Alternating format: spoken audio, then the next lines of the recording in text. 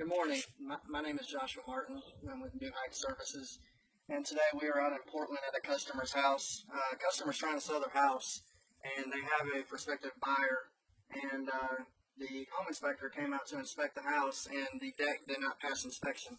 There was not enough support. The 4x4 posts were too small for this deck to begin with. They should have used 6x6 or 8x8 posts when they originally installed it.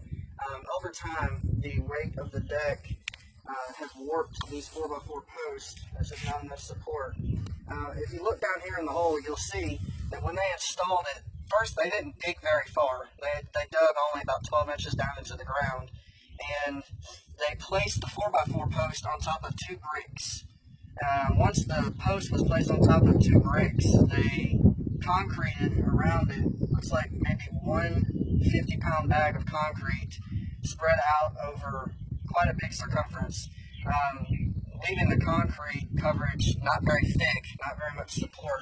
So what we're doing today, if you look down here, we've already replaced two of the 4x4 posts with 6x6 posts. We dug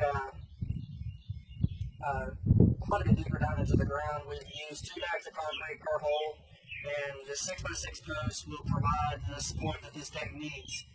Once the inspector comes back out to inspect the deck, this will pass inspection. The customer will be able to close on their house and be able to enjoy this deck for many years to come with the proper support. After we're done replacing the 6x6 post, we're going to put some more lag bolts in the baseboard on the back part of the deck to provide more support.